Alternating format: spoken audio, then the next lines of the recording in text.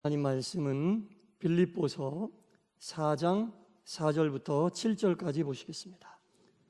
빌립보서 4장 4절부터 7절까지 우리 한 절씩 교독하겠습니다.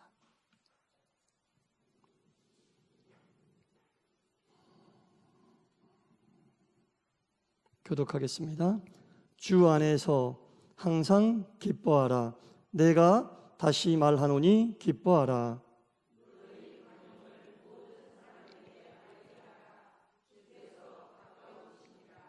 아무것도 염려하지 말고 다만 모든 일에 기도와 간구로 너희 구할 것을 감사함으로 하나님께 아뢰라.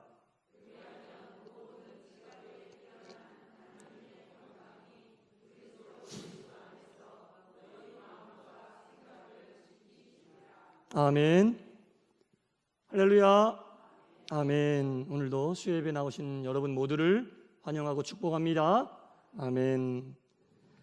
오늘 본문 4장 6절 말씀은 우리가 너무나도 잘 알고 있는 말씀입니다. 아무것도 염려하지 말고 다만 모든 일에 기도와 간구로 너희의 구할 것을 감사함으로 하나님께 아뢰라. 무엇으로 하나님께 아뢰라고요? 감사함으로. 할렐루야. 모든 것을 감사함으로 하나님께 아뢰라 라는 말씀입니다. 너무나 익숙하고 너무나 잘 알고 있는 말씀입니다. 큰 건물을 지지하고 있는 기둥이 있습니다.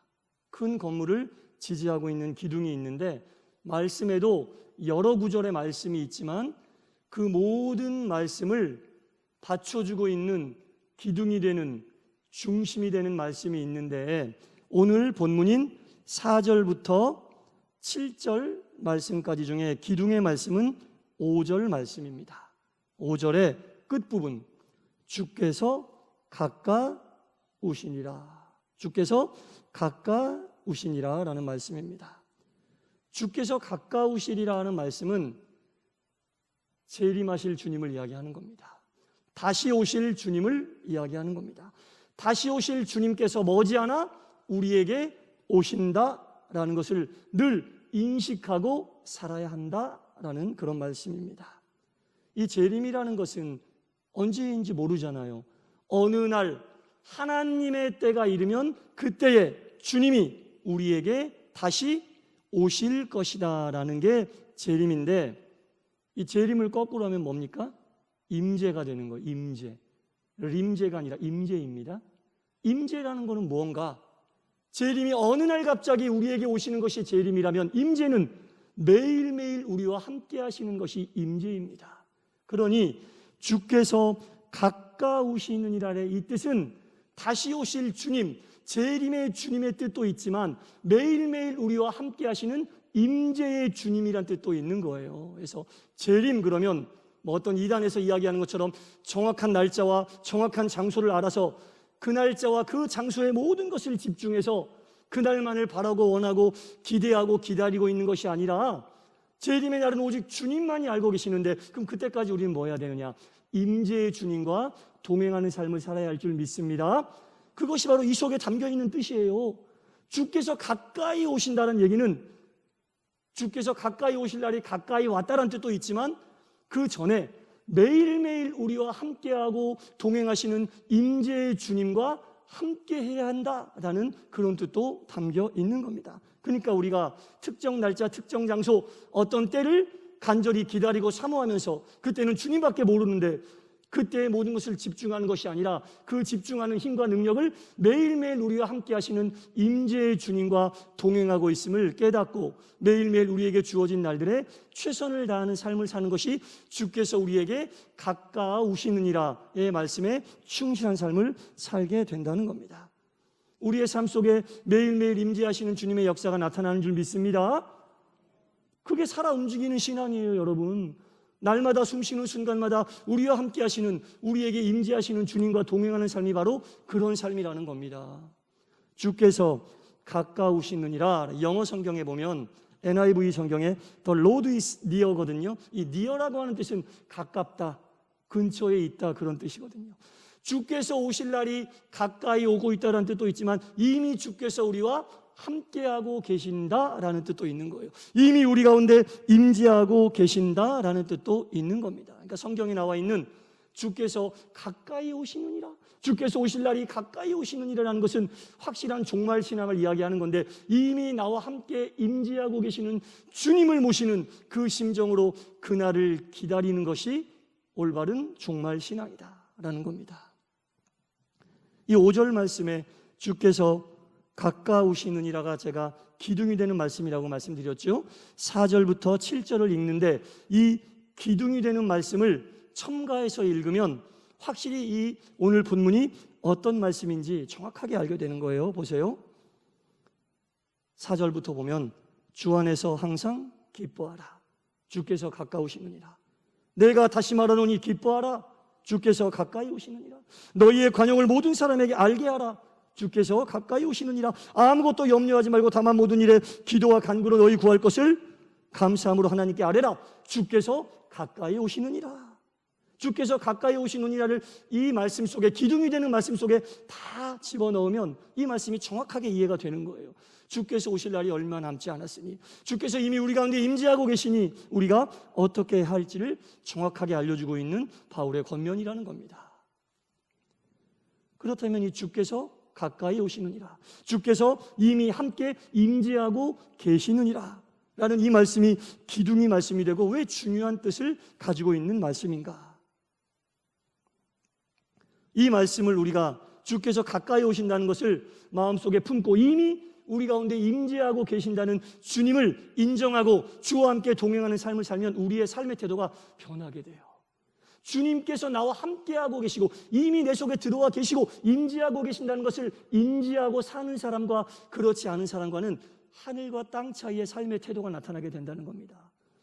주님을 내 속에 모시고 주께서 내 속에 임재하고 계신다는 마음을, 굳은 믿음을 가지고 사는 사람은 달라요. 삶의 태도가 다르다는 겁니다. 어떻게 다른가? 첫째, 삶 속에 기쁨이 넘치게 된다는 겁니다. 보세요. 4절 가장 첫 번째 뭡니까? 주 안에서 항상 기뻐하라, 주께서 가까이 계시느니라, 가까이 오시느니라, 가까우시니라 라는 거죠. 왜 주님과 함께하면 우리 가운데 기쁨이 넘칠 수밖에 없습니까? 우리가 주님과 함께하고 주의 임재를 인정하면 우리 속에 계신 주님이 우리에게 영향을 미쳐요, 안 미쳐요? 미치는 거예요. 주님께서 우리 속에 계시고 내가 주님의 임재를, 주님을 모시고 하루하루 순간순간을 산다고 생각하면 그 우리 속에 임재해 계신 주님이 우리의 삶 속에, 우리의 성품에 영향을 미치는 거예요. 예수님의 성품이 우리의 성품으로 영향을 미치게 된다는 겁니다. 그럼 예수님의 성품은 무엇입니까? 성령의 9가지 열매가 바로 예수님의 성품인데 이 9가지 열매가 우리 가운데 우리의 성품에 영향을 미치게 된다는 거죠. 사희화, 사랑과 희락과 화평과 오자양, 오래 참음과 자비와 양성과 충원절, 충성과 온유와 절제, 이 9가지가 우리의 성품에 영향을 미치고 기쁨과 은혜도 우리 가운데 영향을 미치게 된다는 겁니다. 내 속에 예수님의 성품이, 내 속에 임재해 계신 예수님을 내가 인정하고 살아간다면 그 예수님의 성품이 내 속에 우리의 성품에 반드시 영향을 미치게 된다는 겁니다. 우리가 무엇을 가까이 하고 사느냐에 따라 우리가 영향을 받게 되는 거예요. 옛 말씀에 보면 금묵자 흙, 군주자 적이라는 말씀이 있잖아요. 먹을 가까이 하면 검게 되고 자줏빛을 가까이 하면 빨갛게 된다. 무엇이 우리 주변에 있느냐에 따라 우리가 영향을 받을 수밖에 없다라는 거죠. 어떤 사람과 함께 있느냐가 우리의 성품을 결정하는 겁니다. 그러고 싶어서가 아니라 자연스럽게 영향을 받을 수밖에 없다라는 거죠. 주님을 우리 속에 모시고 주님의 임재를 우리가 인정하고 그분의 성품을 받아들이게 되면 우리는 예수님의 성품이 우리의 삶을 통해 흘러날 수밖에 없고 나타날 수밖에 없다는 이 사실을 알아야 한다는 겁니다. 그때 우리는 주님의 성품인 기쁨이 우리 속에서 나타나게 된다는 겁니다. 주님이 우리 속에 임재하심을 인정하시고 그 주님의 성품을 우리 가운데 흘러내리기를 간절히 사모하실 때 주님의 성품인 기쁨이 여러분들 가운데 충만히 임하게 될 줄 믿습니다. 늘 주님과 동행하시기를 축원합니다. 중요한 얘기죠. 누구와 동행하느냐가 중요합니다. 근데 요즘에 보면 꼭 사람이 아니어도 무엇과 동행하느냐도 볼 수가 있을 거예요. 사물이나 어떤 현상을 이야기하는데, 예를 들면 요즘에 우리 삶에서 우리가 가장 많이 동행하고 있는 게 뭐죠?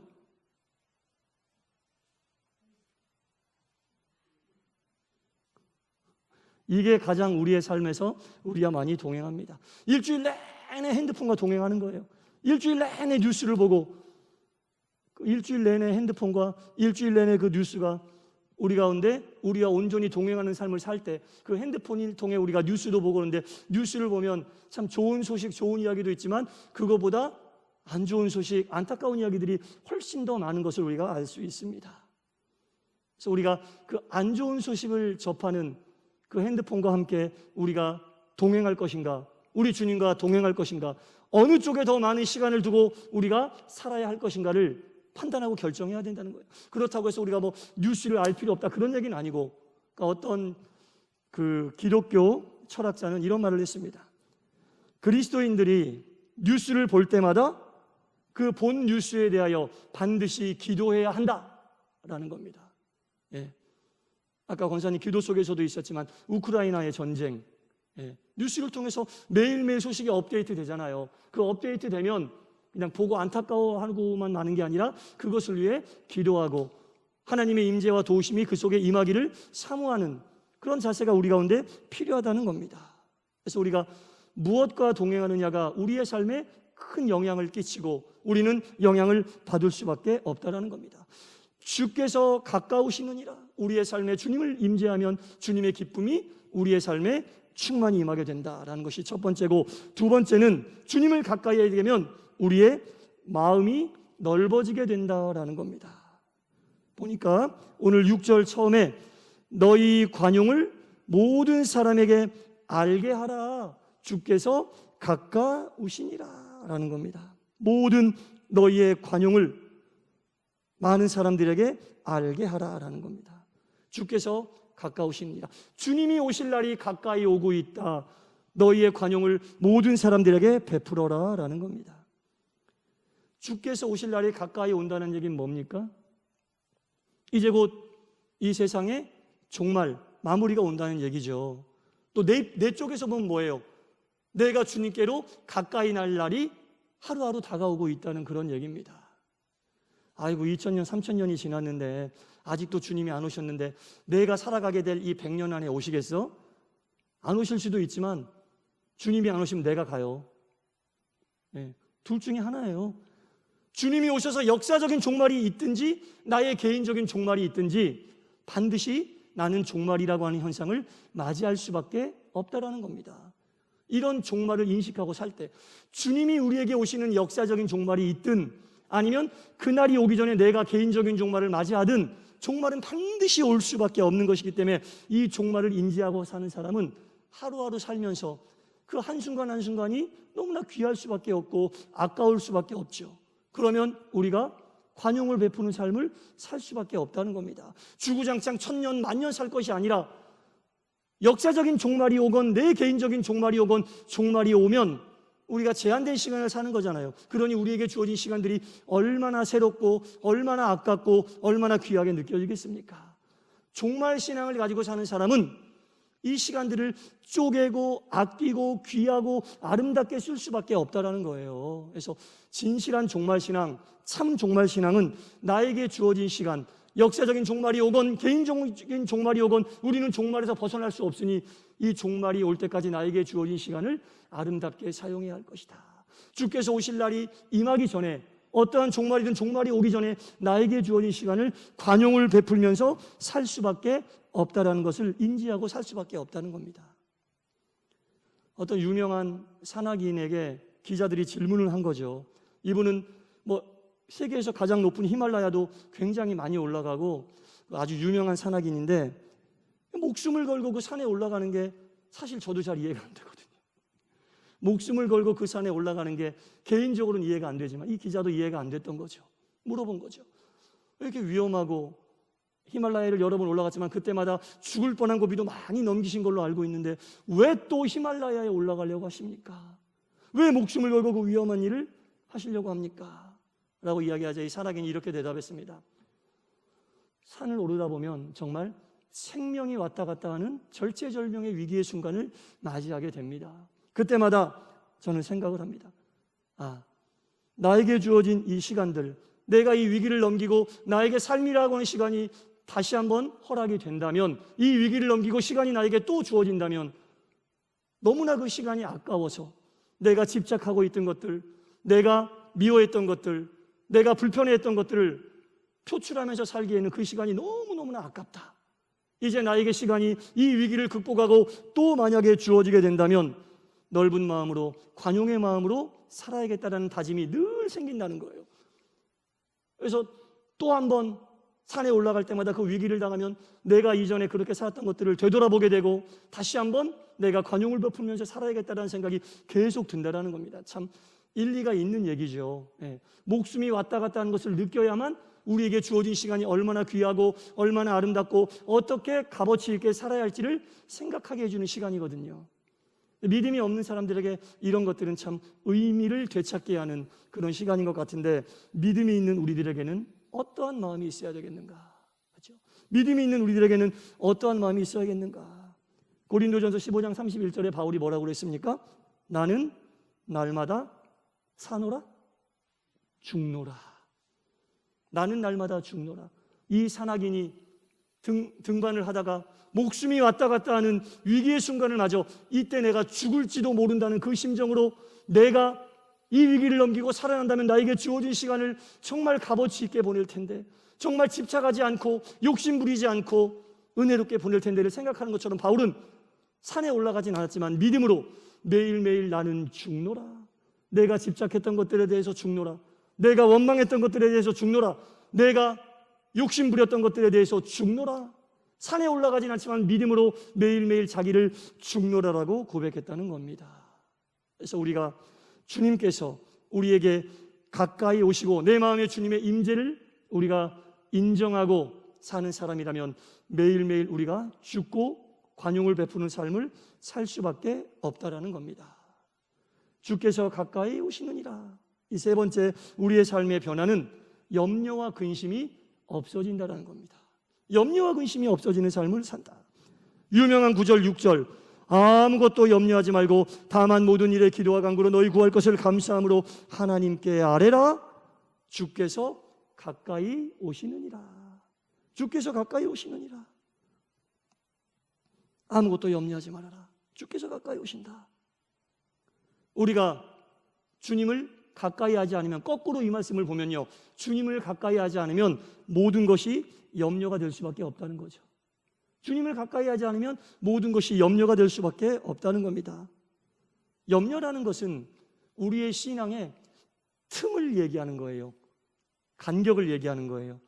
이 간격이 생기면, 주님과 나 사이에 염려로 인하여 간격이 생기면 그 간격 사이로 무엇이 들어오는가? 사탄 마귀가 그 사이를 삐짓고 들어옵니다. 기다렸다는 듯이 그 틈을 삐짓고 들어와서 우리와 주님 사이의 간격이 요만큼 벌어졌다면 더 벌어지게끔 우리에게 더 큰 염려를 주고 더 큰 걱정을 주게 된다는 겁니다. 근심과 걱정을 가지고 사탄은 그 틈으로 우리에게 들어온다는 겁니다. 주께서 함께하고 계시고 주님과 내가 주님의 임재를 통해 일체가 되었다는 것을 우리가 안다면 사탄에게 이러한 틈을 염려를 통해 주어서는 안 된다는 겁니다. 주께서 함께 하신다고 하는 이것은요, 여러분, 뜬구름을 잡는 추상적인 얘기가 아닙니다. 매일매일 여러분들의 삶 속에서 주님과 함께하고 계심을 느껴야 된다는 거예요. 제가 오늘 새벽에도 말씀드렸잖아요. 로마서 1장에 보면 하나님의 신성과 하나님의 능력이 어디에 나타나 있다고 했습니까? 저기 어디 구석지에 나타나 있어요? 그거 아니잖아요. 하나님이 만드신 온 우주 만물 가운데 눈에 보이지 않는 하나님의 능력과 하나님의 신성이 그곳에 나타나 있어 사람들은 하나님을 느끼지 못했다고 핑계하지 못할 것이다. 하나님께서 온 우주 만물 창조하신 이 대자연 속에 하나님의 신성과 하나님의 능력을 다 보이도록 다 갖춰 놓으셨는데 우리가 하나님을 못 봤다고 핑계할 수 없다는 겁니다. 그게 바로 하나님과 동행하는 삶이고 하나님의 임재를 인정하는 삶이라는 거예요. 대자연 속에서 하나님의 섭리를 느끼고 하나님이 함께하고 계시고 내 속에 임재하고 계신 하나님의 능력을 믿고 인정하는 것은 뜬구름 잡는 그런 얘기가 아니라 아주 구체적이고 우리의 삶 속에서 매일매일 순간순간 느낄 수밖에 없는 아주 구체적이고 실질적인 얘기예요. 주께서 나와 함께 하신다는 것은 모든 순간 속에서 숨쉬고 살아가는 것만 가지고도 주께서 함께하고 계심을 느끼잖아요. 하나님께서 산소를 주셔서 숨쉬고 살아가는 것도 하나님이 우리에게 당신의 능력을 보여주신 거예요. 제가 새벽에 나뭇잎이 떨어지는 것을 예를 들어 말씀드렸잖아요. 나뭇잎을 떨어뜨리는 것은 사람이 할 수 없어요. 자연스럽게 나뭇잎이 떨어지려면 봄, 여름, 가을, 그 가을 후반부에 하나님께서 그 나뭇잎을 당신의 능력으로 떨어뜨리셔야만 그 나뭇잎이 떨어질 수가 있는 겁니다. 그 모든 것이 하나님의 섭리와 능력이 아니면 무엇이겠습니까? 우리는 그것을 보고 뭘 깨달아야 돼요? 나뭇잎 떨어지는 거 하나조차도 하나님의 능력이고 하나님의 섭리고 하나님의 신성이고 하나님의 은혜구나. 때가 되면 나뭇잎이 떨어지듯이 우리는 하나님의 임재를 개인적으로, 하나님의 종말을 개인적으로 맞이할 수도 있으니 나에게 남은 이 시간 동안 진실한 신앙의 길, 믿음의 길을 갈 수밖에 없고 관용을 베풀면서 살 수밖에 없고 염려하지 않고 근심하지 않고 주께서 가까이 오시며 주님의 임재를 느끼고 체험하고 살 수밖에 없는 존재이구나 라는 것을 느끼는 것이 바로 우리가 주님의 임재를 받아들이는 자세라는 겁니다. 사랑하는 성도 여러분, 주께서 가까우십니다. 주께서 가까우십니다. 재림의 날도 가까이 오고 있지만 주님의 임재도 우리가 매일매일 체험하고 삽니다. 주님의 임재를 매일매일 체험하고 살며 기쁨이 여러분들 삶 속에서 회복되시기를 축원합니다. 여러분들의 마음이 한없이 넓어져 관용을 베푸시기를 간절히 축원합니다. 관념적인 것이 아니고 구체적이고 실질적으로 주님의 함께하심이 여러분들 삶 속에 믿어지고 인정되고 그 힘과 능력으로 하루하루 주님과 동행하며 살며 하나님께 영광 돌리시고 주님 보시기에 합당한 삶으로 하루하루를 살아가시는 사랑하는 주의 자녀를 되시기를 간절히 축원합니다. 기도하겠습니다. 주여, 주께서 가까우십니다. 주님이 다시 재림하실 날이 저희들은 언제인지 모르지만 가까우십니다. 또한 주님의 임재를 믿고 인정하며 이미 우리 속에 계신 주님을 모시고 하루하루 살아갑니다. 우리의 마음속에 주님을 모시고 살아갈 때에 기쁨이 회복되게 하시고 마음이 한없이 넓어져 관용을 모든 사람에게 알게 하게 하여 주시고 관념적으로 이해하는 것이 아니라 아주 구체적이고 아주 실질적으로 주님과 동행하는 삶으로 하나님께 감사함으로 모든 것을 아뢰는 저희들이 되게 하여 주시옵소서. 예수님 이름으로 기도드리옵나이다. 아멘.